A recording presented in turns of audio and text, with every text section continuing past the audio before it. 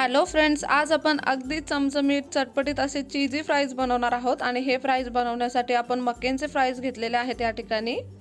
आता हे फ्राईज आपण फ्राय करून घेणार आहोत। त्यासाठी सगळ्यात पहिल्यांदा कढईमध्ये आपण तेल गरम करून घेतोय। तेल गरम करून झालं की हे फ्राईज आपल्याला फ्राय करून घ्यायचे आहेत। मक्याचे फ्राईज तुम्हाला अगदी इझिली किराणा स्टोअरमध्ये किंवा डीमार्टमध्ये वगैरे अगदी इझिली मिळून जातात।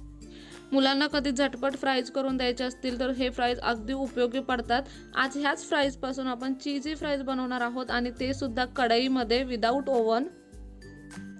इथे तुम्ही पाहू शकता मस्त असे फ्राईज तयार झालेले आहेत। हे फ्राईज अगदी पटकन फ्राय होतात, अजिबात वेळ लागत नाही आणि अगदी दिसायला सुद्धा छान दिसतात। इथे आपण सगळे फ्राईज फ्राय करून घेतलेले आहेत। आता इथे आपण एक कढई घेतले। कढईवरती अशा पद्धतीची जाळी ठेवलेली आहे ज्याच्यावरती आपण गरम भांडी ठेवतो आणि झाकण ठेवलेलं आहे। कढई आपण 5 मिनिटांसाठी प्रीहीट करून घेतलेली आहे। त्यानंतर आता इथे आपल्याला ही जाळी आहे, त्या जाळीवरती अशा पद्धतीने सगळे फ्राईज आपण लावलेत।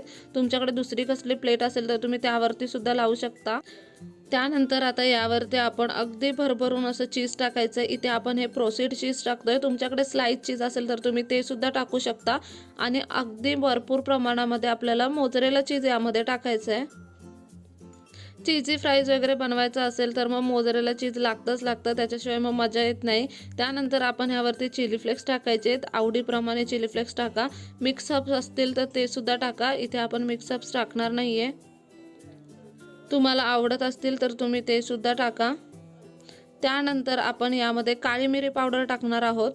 काळी मिरी पावडरने अगदी मस्त असा फ्लेवर येतो आपल्या फ्राईजला। तुम्हाला काळी मिरी पावडर आवडत नसेल तर तुम्ही नाही टाकली तरी सुद्धा चालू शकतं। इथे तुम्ही पाहू शकता मस्त असे फ्राईज आपल्या आता बेकिंगसाठी तयार झालेले आहेत। इथे कढई सुद्धा आपण 5 मिनिटांसाठी प्रीहीट करून घेतली। आता हे फ्राईज आपण यामध्ये ठेवूयात आणि झाकण ठेवायचं। अगदी गॅसचा फ्लेम लो करायचा आणि साधारणतः 5 ते 7 मिनिटं आपल्याला हे फ्राईज आता छान असे वाफवून घ्यायचे। इथे तुम्ही पाहू शकता साधारणतः 7 मिनिट आपण हे फ्राईज ठेवले होते आणि एकदम छान असं चीज मेल्ट झालेलं आहे। तुम्ही हे फ्राईज असेच गरमागरम सुद्धा खाऊ शकता, पण आपण यावरती मायोनीज टाकणार आहोत। इथे पायपिंग बॅगमध्ये मी मायोनीज भरून घेतलेला आहे। आपण ते 35 रुपयाचे पाऊच आणतो, त्याच्यातून डायरेक्टली हे मायोनीज अशा पद्धतीने पडत नाही, त्यामुळे आपण इथे हे पायपिंग बॅगमध्ये भरले आणि मग टाकले।